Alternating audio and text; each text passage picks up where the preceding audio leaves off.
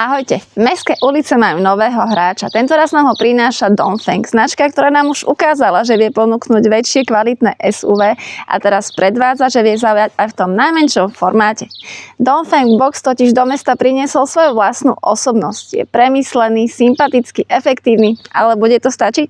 Všetko sa dozviete v mojej recenzii. Na mojom kanáli mám už peknú zbierku recenzií malých mestských elektromobilov a na tento som sa špeciálne veľmi tešila, pretože hoci sa nejedná o horúcu novinku, ale opäť priniesol niečo nové a prekvapivé.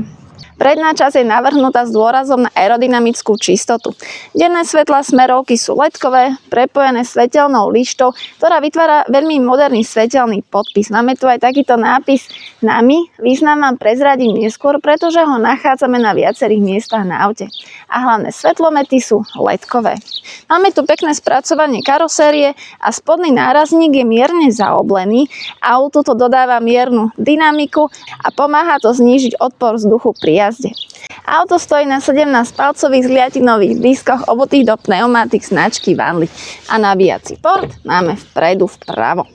Bočná časť je jednoduchá, ale funkčná, krátky rázvor, minimálne previsy sú navrhnuté pre čo najlepšiu obratnosť a tá je v meste kľúčová. Ak sme pri tom kľúči, keď sa priblížite s kľúčom bližšie k autu, automaticky sa vysunú tieto elektrické kľúčky.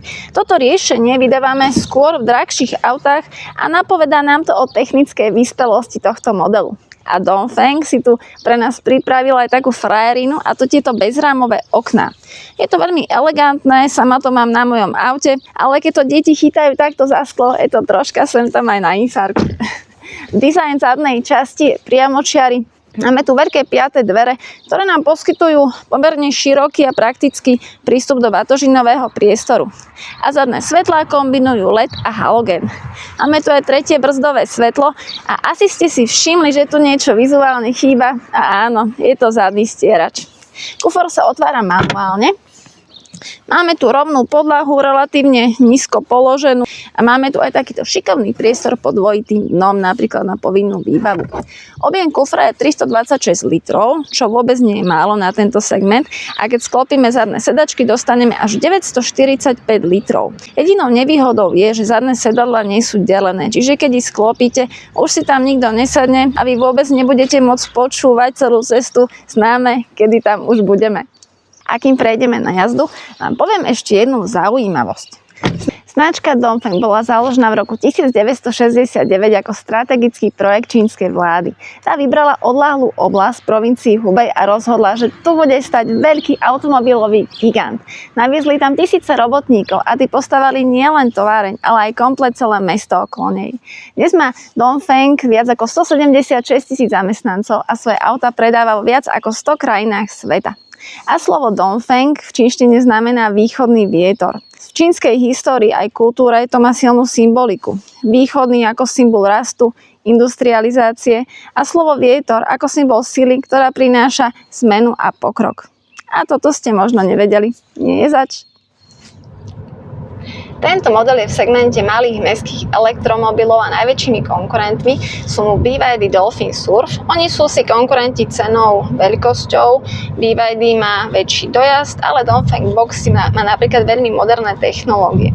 Druhým konkurentom je Dacia Spring. Ona má výhodu v nižšej cene a rozsiahlom servisnom zázemí, čo je určite pre veľa ľudí silný argument, ale Dongfeng je priestranejší a modernejší.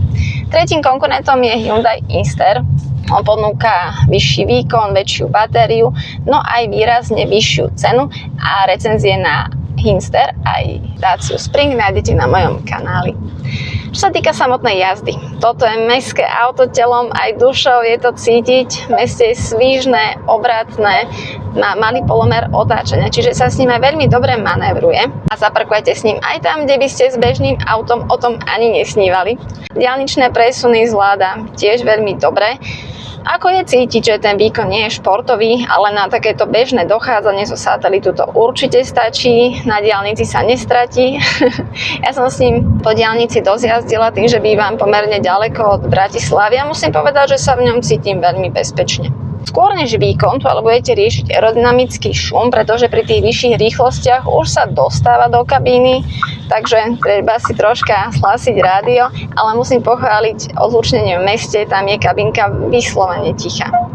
Čo sa týka podvozku, ten je ladený skôr dlhšie, nie je to mäkký komfort, nerovnosti zvláda ale výborne. Všetky druhy povrchov, po ktorých som išla, aj to množstvo spomaľovačov, ktoré mám po ceste ku mne domov, zvládol dobre, takže som rada, že ho naladili aj na tie povrchy ciest, ktoré nie sú úplne dokonalé. A čo sa týka jazdných režimov, tie tu máme 3 štandardné, Eco, Comfort, Sport, ovládame ich cez infotainment, viete si navoliť aj shortcut, vlastne rýchly prístup cez hviezdičku na volante.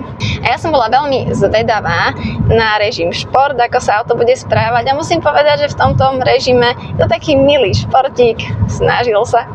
Čo sa týka rekuperácie, tá má 3 stupne, tiež sa ovláda cez infotainment a ani jeden stupeň pri spomaľovaní nejde do úplného zastavenia. Poďme na nočné osvetlenie.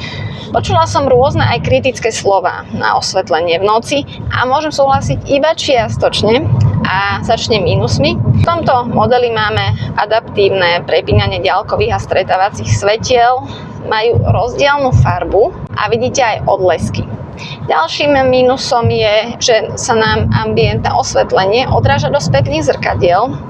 Je to rušivé, čiže si to ambientné osvetlenie manuálne určite vypnete, potom si musíte znova manuálne zapnúť, keď budete chcieť. A taktiež jas je dosť výrazný, neznižuje sa automaticky, takže si ho tiež manuálne pri nočnej jazde znížite.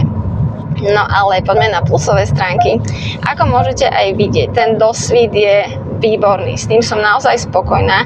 Adaptívne prepínanie diaľkových a stretávacích svetiel funguje veľmi dobre. A keď sa na auto pozrieme objektívne, tak nie je to elektromobil ani s najvyšším výkonom, ani s najlepším odlúčnením, ale za svoje peniaze dostanete veľmi príjemný jazdný zážitok.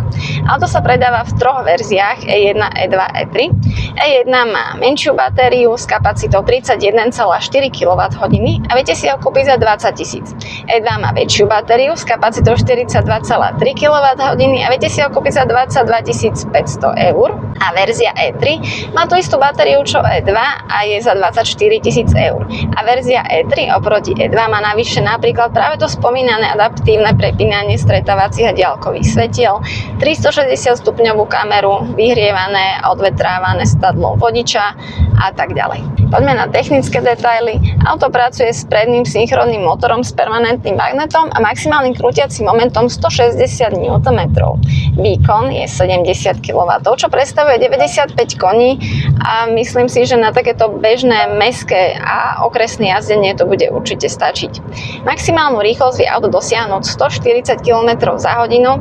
Aj som to skúšala, ale nešla som radšej viac, lebo sa bojím pokuty a celkom ich priťahujem a peniaze radšej míňam na iné veci. VLTP pri menšej batérii je 240 km a pri väčšej 337 km.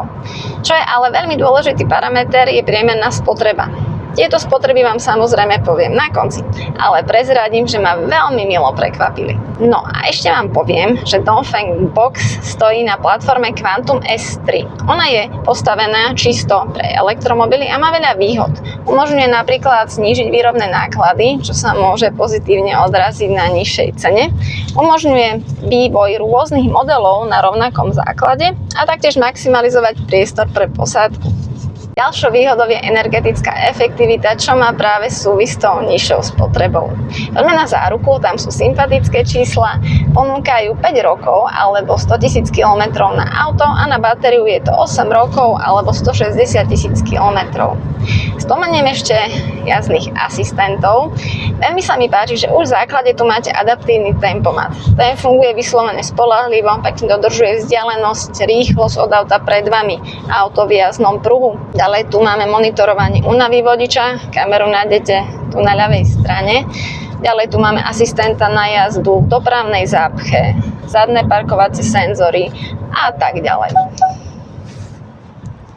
Auto stojí na 400V architektúre a využíva LFP batériu. Ja sama som zastanca tejto batérie, má veľa výhod, je bezpečnejšia, zvláda viac nabíjacích cyklov, nevadí jej časté nabíjanie, ani nabíjanie do 100%, dokonca sa to aj odporúča a vy tak môžete aj z menšej batérie do Dongfengu Box vyťažiť maximum dojazdu.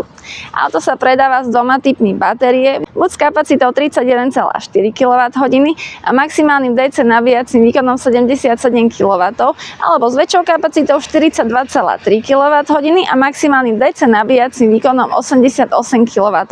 Obe batérie nabijete z 30 na 80% za 30 minút. Môj maximálny nabíjací výkon bol 65 kW a nabíjaciu krivku som mala stabilne dlho na 55 kW.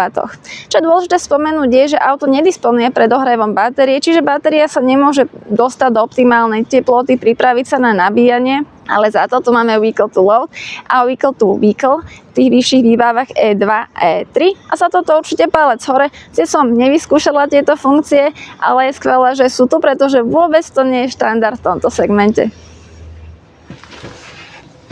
Vpredu vás privíta veľmi príjemná atmosféra, sterilitu tu určite nenájdete. Materiály tu máme aj tvrdé plasty, ale pri tejto prešívanej ekokoži si ich ani nevšimnete, je to vyslovene dominantný dizajnový prvok a nájdeme ho aj na vnútornej strane dverí. Ja mám také podozrenie, že toto navrhovala žena, pretože ešte aj slnečné clony sú čalunené a kozmetické zrkadielko je osvetlené, čo je veľmi praktické napríklad na takú rýchlu kontrolu make-upu. Sedadlá sú čalunené ekokožou, sú aj veľmi pohodlné, dobre tvarované.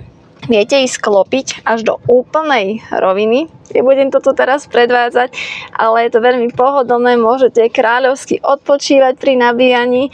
Je možné, že aj zaspíte po ležiačky a zobudíte sa, až keď budete mať pokutu za blokovanie nabíjačky. A v tejto výbave máme taktiež toto predné sedadlo vodiča s pamäťovou funkciou, vyhrievané, odvetrávané. A pri tomto druhom by som sa pozastavila, pretože vyhrievané sedadla si užijete 3 mesiace v roku, ale odvetrávané zvyšných 9. A nie je to vôbec štandard v tomto segmente. A druhé sedadlo je nastavené, sa nastavuje manuálne. Čo sa týka posedu, ja mám vždy radšej vyšší posed kvôli výhľadu, prehľadu a tu musím pochváliť, že je naozaj veľmi dobrý výhľad z kabínky. Ja mám teraz nastavené sedadlo pomerne vysoko a stále mám ešte priestor nad hlavou a myslím si, že aj vysokí ľudia tu budú mať pohodlie, pretože nohu si môžu takto oprieť priečne, je tu na to priestor a tento materiál vás netlačí.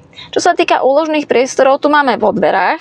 Je to priestor presne pre nejakú menšiu fľašu, bagetu a opriamím pozornosť teraz na tento hlboký priestor v stredovej konzole. Je to naozaj plnohodnotný úložný priestor. Ďalší priestor máme v spodnej časti, napríklad na tašku, držiaky na poháre, 12V zásuvka, USB-A port.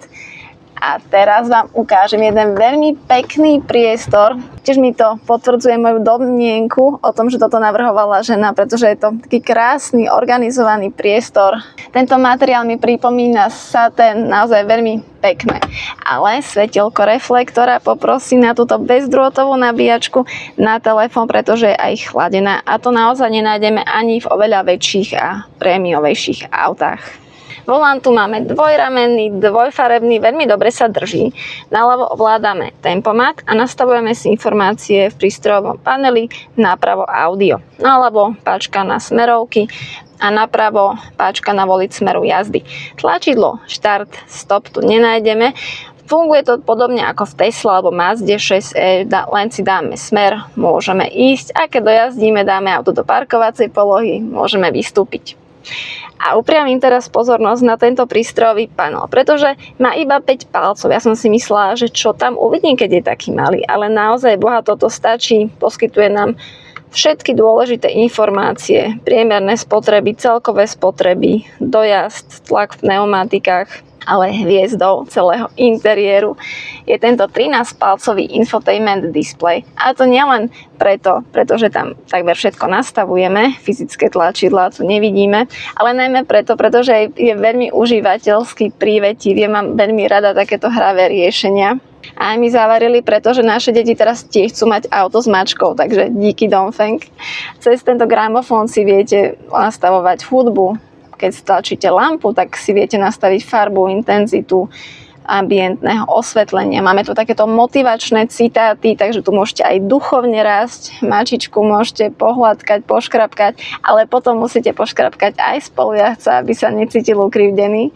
A samozrejme tu nájdeme klasické menu. Mne veľmi pripomína menu napríklad, ktoré bolo v Motore. Vieme si tu nastavovať jazdné režimy, rekuperáciu. Vieme si tu nastaviť rýchly prístup cez túto hviezdičku. Ja tu mám napríklad 360 stupňovú kameru. Je to perfektné umiestnenie, pretože keď tú kameru potrebujete, je veľmi praktické, keď ju máte doslova pod palcom. A ešte sa pozastavím pri kamere, má perfektné rozlíšenie a taktiež aj cúvacia kamera. Je vidno, že pri tomto modeli si naozaj dali záležať na kamere. Tu si nastavujeme osvetlenie, naplánovací nabíjanie a upriamím pozornosť na tento discharge, pretože je to veľmi užitočná funkcia. Vieme si nastaviť, keď napríklad nabíjame externé zariadenia z batérie auta, pokiaľ nám môže vybiť to auto. A samozrejme klimatizácia, a to môžem pochváliť, funguje naozaj veľmi rýchlo. Ja vždy veľmi rada ukazujem navigáciu, tu vám ju bohužiaľ neukážem, pretože nie je tu vstavaná, ale keby ste ju chceli používať prostredníctvom vášho Apple CarPlay Android Auto, tak si musíte zakúpiť CarPlay Box za 244 €. Poďme dozadu. Zadná časť je väčšia, než by ste čakali od kompaktného mestského elektromobilu. Predná stačka je nastavená podľa mňa, takže 164 cm človek tu bude mať celkom slušný životný priestor. Myslím si, že aj dvaja väčší dospelí ľudia tu budú mať pohodlie. Odvezú sa tu určite aj traja, kľudne na kratšie trasy, ale ten stredný nebude mať hlavovú opierku. Materiál je použitý ten istý, čo vpredu, čiže ekokoža, a z vlastnej skúsenosti môžem povedať, že tento materiál sa aj dobre čistí. Úložný priestor tu máme vo dverách, veľmi podobný ako vpredu. Na zadnej strane predných sedačiek, výduchy klimatizácie, ani USB port tu nenájdeme, ale to ani u konkurencie. Ale je to taká zaujímavosť, nápis Nami, to je v podstate názov tohto modelu na čínskom trhu. A teraz výzva s veľkým V, či som tu mala 3 detské sedačky, a áno, mala som tu všetky 3 deti. Mali tu pohodlie, boli tu spokojní, 2 širšie sedačky boli po bokoch, 1 užšia v strede, s tým, že som ju troška vysunula pre ľahšie zapínanie. Čiže suma sumárum, aj kompaktný mestský elektromobil môže byť vhodný pre väčšiu rodinu. Na záver som vám slúbila priemerné spotreby. Takže v meste som namerala 8,5 kWh, na okreskách 11 a na diaľnici 15. Za mňa veľmi príjemné spotreby. Poďme na silné a slabé stránky. Takže slabina je určite to, že pri nočnej jazde sa ambientné osvetlenie odrážalo do spätných zrkadiel a musela som ho manuálne vypnúť. A silné stránky, tam spomeniem určite nezameniteľný dizajn, moderné technológie a veľmi slušné jazdné vlastnosti. Keby som to shrnula, tak je to auto pre všetkých tých, ktorí hľadajú spoľahlivý štýlový elektromobil s veľmi rozumnou spotrebou. Dongfeng neprišiel, aby zmenil svet, ale rozhodne vie zmeniť vašu náladu k lepšiemu, a to svojou praktickosťou a hravou schopnosťou spríjemniť vám aj ten najobyčajnejší kilometer. A ďakujem veľmi pekne za pozretie, krásny deň vám prajem.